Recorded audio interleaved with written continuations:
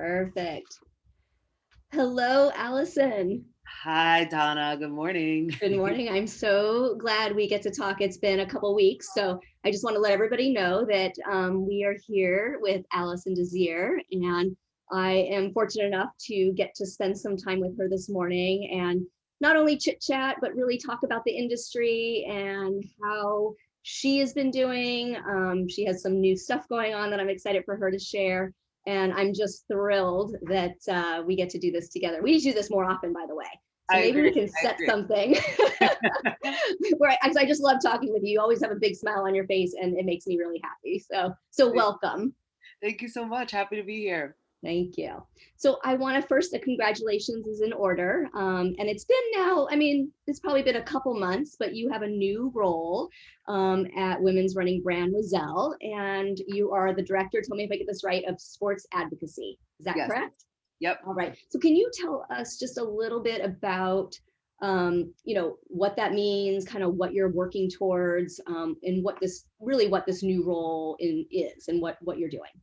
Yeah, sure. And this is a great time to talk about it. We actually just came off of a full week of what we're calling Oiselle Days, where Ooh, we brought all staff back together for the first time since the pandemic. Masked indoors and COVID safe, but brought folks back together to reconnect and really think about where are we going with the brand and what's exciting and how we're adapting and shifting based on everything going on in the world. right. But my role really has three parts to it. There's the internal piece, which is about really looking at employee culture and what is the language that we're using, what are our values, and how do we create connection and trust internally. The second piece is about the Volet. So the Volet is a 3,500 member, 3,500 women only member organization. It's global. It's folks from all walks of life who love the brand, love the sport, and so this role is really about how can we grow the Volet either in terms of depth of what we're offering people in the membership or width, right? Like I believe that the Volet could have 100,000 members, right? A space for women to connect and talk about clothes, but also talk about life issues and improving the sport. So grow the volet, and then the last piece is really grow Oiselle to everybody, right? Oiselle is a small but fierce and growing women's brand, and being there, I realized just how unique that is. Everybody at the organization identifies as a woman. There are not many companies that can say the same. And so, what are the ways that we can get this message? Our values are, make great product, improve the sport, and really do good. So, how can we share this message with more folks? So Right. that's roughly speaking, that's what I'm here to do. It actually sounds really exciting. I have to ask because this wasn't even one of my questions because I didn't know it existed. But when you're talking about this 3,500 member, Volet, how do you become a member? Are these like ambassadors kind of, or like, how do you become part of this group or can Yeah. you be part of this group? Yeah, absolutely. So the volley has changed over the past several years. I believe it's now a little older than 10 years old. Oh, wow. So initially it was like a brand ambassador group, like people applied and it was really about representing the brand. But what we realized, well, not me then because I wasn't in it, but what we've realized over the years is that people were making really strong connections, and it was more than just this like outward facing ambassadorship. It was like really a life-changing community. So the Right. Valet is open to all. Right now we have 2 seasons of openings. One's coming up in August, and the next one will open up in January, February, although we're hoping to move to a model where you can join wherever. Okay. It's $120 for the year, but there are many sponsorship spots available. So if a community of women, movers, shakers, activists sounds like something you want to be part of, don't worry about the cost if that's a problem. Please apply, and there are scholarships so you can join. Oh, good. I'm so glad I asked about it. Now I'm going to go check it out and learn Yeah. more. So I appreciate it. We have like an app where we communicate all the time and lots of now in-person events happening. So it's a great Oh, space. very cool. So I have to, of course, ask you, you've been very personally out in front, leading the charge for running to be more diverse, more inclusive, a more equitable space. What do you think the running industry needs to continue to do or needs to do that they haven't done to make that happen? Yeah, it's been I have to say it's been really exciting, it's been really exhausting, it's been really frustrating. It's been all of those things. I feel very privileged though to be in this position of really like connector and community builder within the industry. I've had the privilege of, before it used to be a thing like where like talking to a CEO was like not something I did. And now I'm like, hey, Jim, hey, Sally, hey, right? So I recognize my privilege in being in those spaces. And I also really honor and respect the folks that are in those positions that recognize that it's important. They have to be on these calls and involved in this work. But what I'll say is, so the Running Industry Diversity Coalition, we're actually right now undergoing a strategic planning process, something Okay. I've never done, but it's really helping us hone in on, what we're here to do is really talk about racial equity within, right? Diversity means so much, but we're here to talk about racial equity from an intersectional lens, right? So looking at the ways that historically Black, Indigenous, people of color have been made invisible in this industry, both in the community and in positions of power. So we're doing the strategic planning to really think about, what are our goals for next year? What are our goals for 5 years, 10 years? And thankfully, we've gotten some really, really massive financial contributions, right? We are now a 501c3. And this money from, I can't reveal it just yet, but will be coming to you soon. Okay. Brands are realizing that this is important, right? It's important to have an organization that is focused on racial equity, Yep. that's focused on education and trainings, that's focused on providing talent pipeline and job opportunities and creating new race directors who are people of color. Yep. And so within a few months, we hope to have an executive director. We've got some money to do the work that we do. And I won't be part of this. I won't be co-chair forever. Like, I'm realizing I will need to step away because it's a lot of work, but I feel really good that we are setting up this organization for permanence, right? To really be a respected and meaningful part of the industry. Right. So I have to ask then, so as this is building up, I know you've been doing it for a while, but like you said, it's kind of evolving now, and hopefully you'll have an executive director on board and all of that.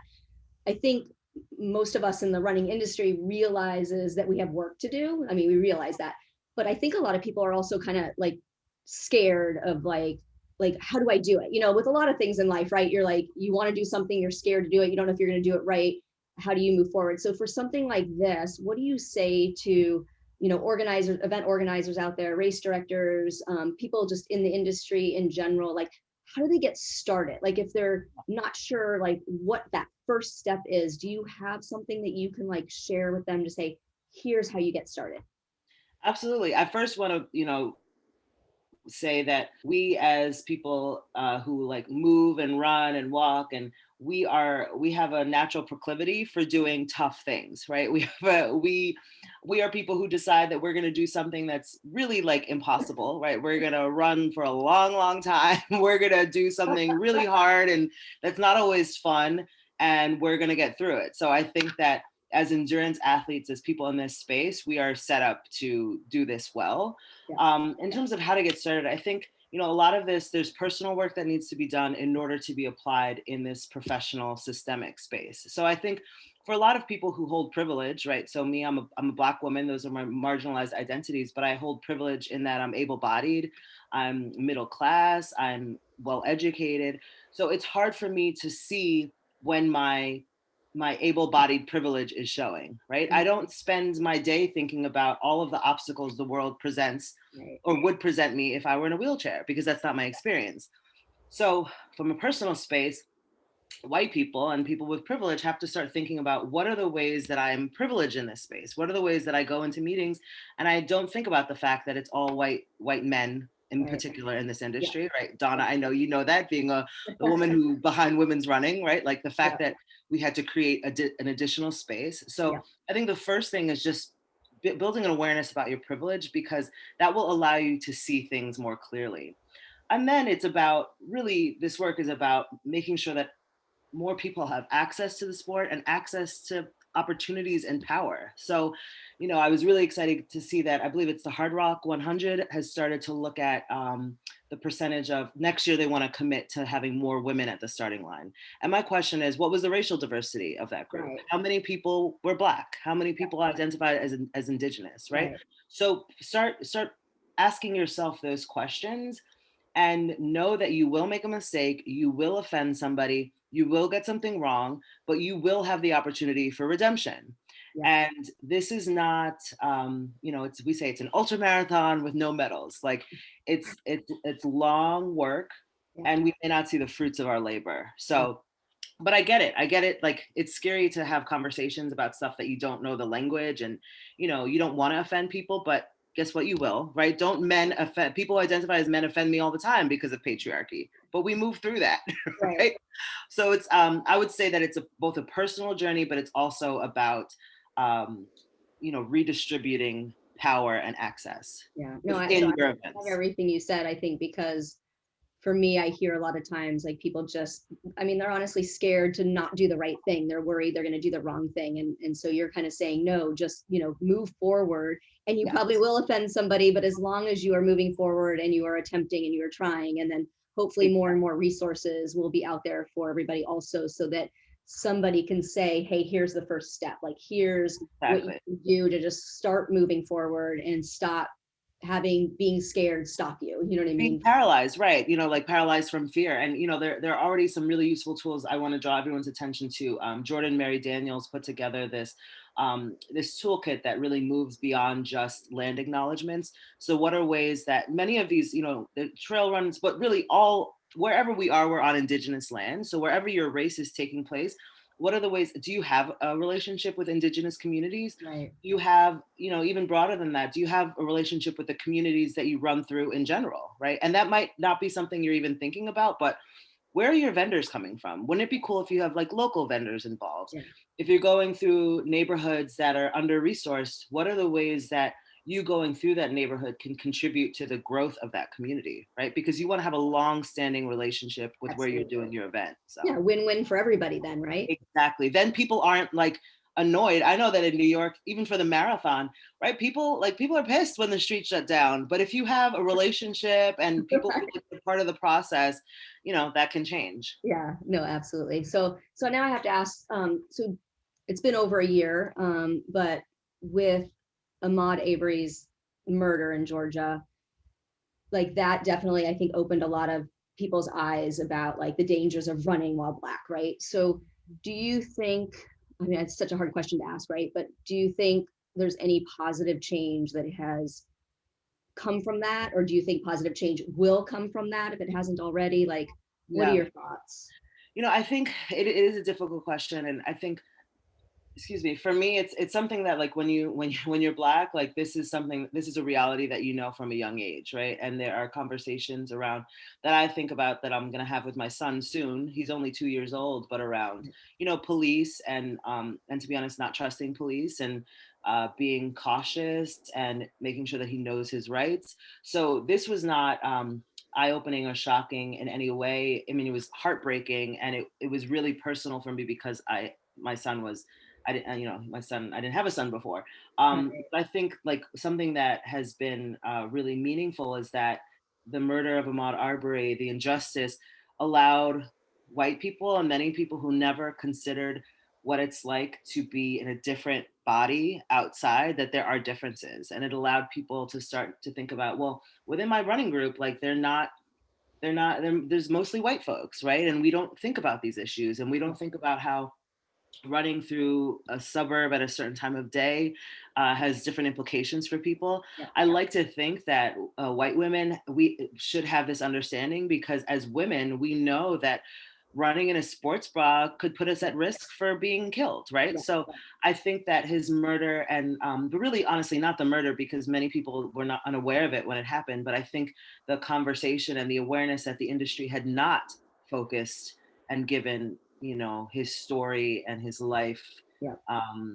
any kind of attention. I think that, and then just the year of us being inside. And so all these racial injustices landing even harder, right? It's not that more Black and brown people were killed in the past year. It's that we were at home and we were watching the news and it was landing in this different way for folks. So I do think that it's sort of like lit the fire. And it's now like, how do we make sure that that fire still burns? And how do we Right. make sure that it's not, when it's a women's issue, it can't just be women fighting for change. Like we need all genders to be on board with us. And so it can't just be Black people, doing this work. It has to be our white Right. allies alongside And us. change won't happen unless we all come together to make it change, right? Everybody. Yeah, very true. Well, okay. So I wanted just to talk to you about like your running in general. Like you have a compelling personal story about why you started running. Can you kind of share that with the listeners and the Yeah, readers? and it's funny because I'm gonna share that story, and then but there's also like I feel like I'm just starting running again now postpartum, so it's like running will I know how you humble. feel. Yeah, running just keeps humbling you. But so I started running in 2012. I was growing up. I had been active as a 400 and 400 meter runner, and it's so funny because I had these like pipe dreams of being an Olympian. And now that I have actual friends who are Olympians, I'm like, I had no freaking idea. Like, there is no chance in hell that could have been me because you have to want it in a way that I just did not want it. But anyway, so I was a 400 meter runner. And then, I went to school and life happened and I found myself in 2011, 2012, very depressed. Mm, Excuse me, I could not find a job. I was in a really bad relationship. My father was very sick with Lewy body dementia. And I was at home all the time and really just like watching. It felt like I was watching other people lead their lives. right. But thankfully, one of those people I saw was a Black guy who was training for a marathon. And this to me like really hits like brings the point home about the importance of representation, because I saw a Black person who I was like, this guy doesn't look like a runner. Like he's Yeah. super average looking. And I thought marathoners were like skinny white guys, right? So he drew my attention and I saw him do something that I thought that people like me didn't do, right? Right. And I decided I'm going to give this a try. And like so many people can attest to just the transformation in terms of seeing like what was possible for me. Breaking up something really hard into little parts Yeah. was a perspective that I began to apply outside of my life. And yeah, and so I ran my first marathon. Shout out to the San Diego Rock and Roll Marathon, and I raised over $5,000. And I decided I want to build this community for people like me. Like Yeah. I think we don't at that time, and still, I mean, it's changing, but the conversation around mental health was even more taboo. So I was like, I want to put this front and center about the connections between mental and physical health. Yeah. And then, of course, me being me, I went back to school and got my master's in counseling psychology so that I could like fully, well, I feel like I always feel like I need to be an expert in things. So like fully, Yeah, walk the talk. absolutely. And and that's where I started off in building community that was centered in mental health and in really racial justice, making sure that folks like Right. me were out there running. Yeah, because you started, right? I mean, I know we talked about this a while back, but Harlem Run, right? So it was kind of a neighborhood running movement. So how did you go from, okay, you did your first marathon, right? You fundraised and, had this experience. And then, I mean, a lot of people would just be like, okay, maybe I'm a runner, maybe I'll do a little, but you like go and build out this community. So tell us a little bit Yeah, about well, that. it was very, very slow and very I mean, like not glamorous at first. So I was, I had been blogging about it, about how amazing the experience was, and I felt like, why am I just talking about this? Like, let Yeah. me actually create this. And so I started in November of 2013, and for 4 months nobody was showing up. It was just me every Monday. Like I would post photos of like random people's feet so that it looked like there were Oh, people I there. do not know this story. Oh my God. Yeah, it was a lot of sad calls to my mom at 7 o'clock crying, like nobody's showing up. But I kept showing up. And I guess it's like people really become like fanatical about running when you've had that first positive experience. And I felt like I needed to share it. And so that kept me going. I was like, I know that people are gonna love this when they show up. So Yeah. I'm just gonna keep showing up. And sure enough, like within 6 months, there was like one person, and then there was 5 people, and then a year and a half later, there was 150 Oh people. my goodness. And what's been cool is that like now I live on the West Coast. I live in Seattle, but Harlem Run is, the people are still running. Like we still have a leadership team because people, like, that's a beautiful thing. They've embraced it as it's their own community, it's their own movement. And I take pride in that it's never been about me, right? Like Right. it's been about other people having that experience. And it's probably nice also to see that something that you were so passionate about like lives on, right? Because it's not just about you, but you like created this movement that just moves on its own. So That's the dream. Like I think, working yourself out of a job and like having the community remain really is yeah. for me, that's a big success. So what advice would you give to people that are out there like that just want to start out and run? Because I'm sure you've had this question a million times as you kind of built up that community. And Yeah. so what's your like piece of advice for someone who wants to try it? Consistency, right? And it's like so similar to like when you're on your running journey, like starting again or starting or whether you're building community, like it's gonna suck sometimes, but you have to be consistent, right? Like those 3 mile, like I've heard people say those like 3 mile throwaway miles, right? But like we know that, what is it, it's like it's building your mitochondria, right? Like it's an important piece of the puzzle. And so that's how I start to think about like when you show up and there's not a lot of people, and like there's the blow to your ego and there's all this, but it's like you got to be consistent, and you got to also remember why you're doing it. Yeah. Because that will, if you're doing it for fame, then like I would say take a different angle. There's better, easier ways to get fame. But if you're doing it because you really want community and you really believe in it, like that will be the thing that allows you to keep showing up when nobody does.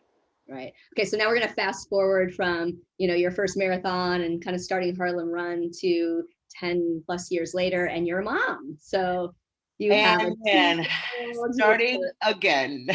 It's super busy. How So, does running help you? Or does running help you? Or is there something else I don't know about that helps you? Let me in on the secret. So. I got no other trick. No, you know what it is. So running has taken on a very different significance for me. It's like, it's also, I guess I was like really naive, or maybe there's just not enough information out there showing different types of pregnancies and postpartum experiences, because I thought like, oh, I was super active. Like, I'll just like, of course, within 3 months, I'll be back to my old self and I'll be fine. But of course I had like an emergency C-section and there was all these other things. And no matter whether your body looks like physically looks the same, it's a different body, right? So I'm just in a different body, a larger body, learning, hips that are like so freaking tight, I can't even believe it. But like it's a body that I'm still grateful moves. And so it's actually like running for me is not just about like the mental, like it brings me so much joy and clarity, but I'm also like, oh, this is how this body moves. So it's sort of like a rediscovery. And my plan, like Ted Metellus, look out, I'll be there in November running the New York City Marathon. Hopefully you can catch me at the end. But it's definitely, it used to be hard, but far easier than now with the 2-year-old. And my husband is training for Run the Rut 50K in Montana. So oh my goodness, a lot of like, take the baby, go run, do this, do that. Yeah, we used to do that handoff too. My kids are older, so it does get easier, by the way. So I have 12 and 13. I do hear that the teenage years do get harder again, but I think it's sort of like this. Yes, yeah, exactly. So I'm on this is easier. But we used to do that when they were like, your son's age, the handoff, like, here you go, and here you go. And but I have very similar, story to you where, I didn't have 2 not great pregnancies where I was so active to the point then I was not allowed to do anything, not even walk the dog for months, an emergency C-section and the whole bit. And it's true. It's that just knowing that you just got to keep moving, right? Keep moving forward and find joy out of it, even if it's different joy than you had previously. And it does come back. So that's good. But exactly. So you moved, and not just a little move, like you went from New York to Seattle. That's a huge move.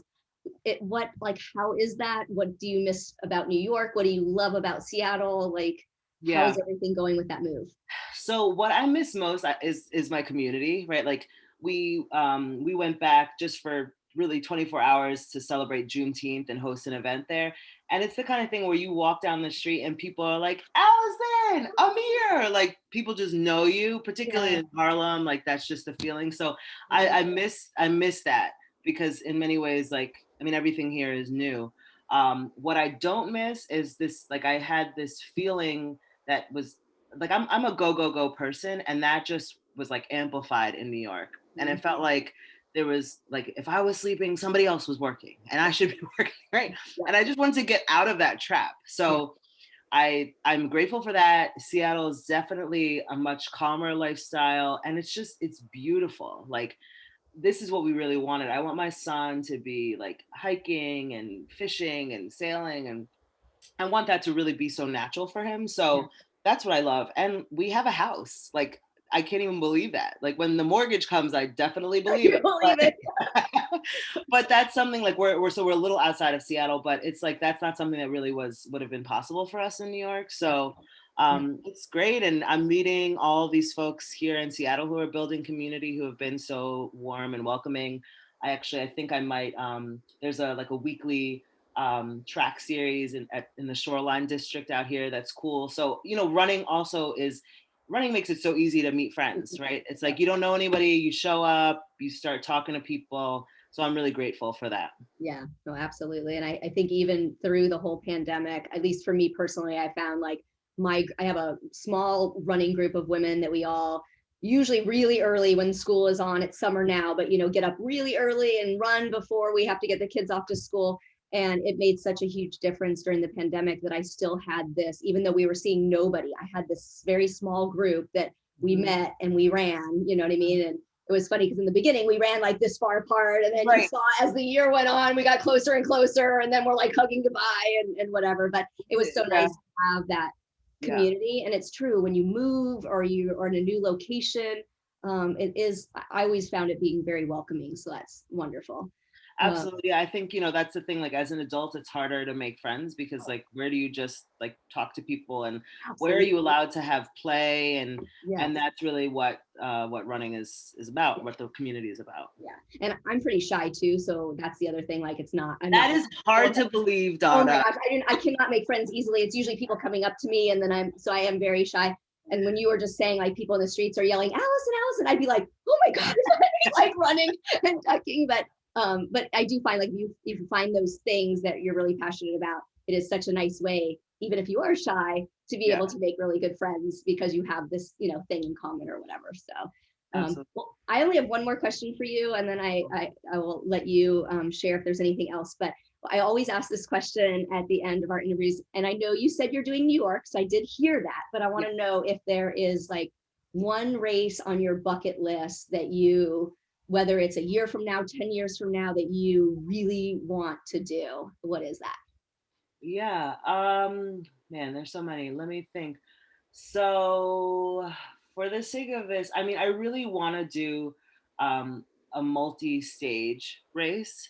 And so I was actually supposed to run the Golden Ultra in Canada, but we don't know whether the border is actually going to be open. So I just decided, let me take that off my list. But whether it's the Golden Ultra, Trans Rockies, or something, like I really enjoyed a few years ago, Under Armour did this trail series, and it opened up my eyes to those kinds of races. And so I want to do something where you run miles during the day and then you camp out and then you do it again, like, because I really love, and I've heard some of these races described as adult camp, right? Because again, like I think as we get older, we forget that we need to be able to like not just exert ourselves and be competitive, but also like play and take risks and be uncomfortable. And so I think a stage race, a multi-day stage race, for me really embodies that. So if anybody's listening and you're like,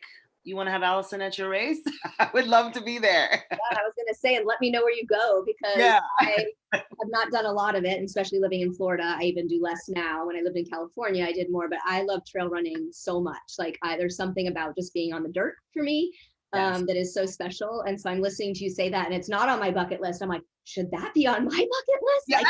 Like, Let's make it a thing.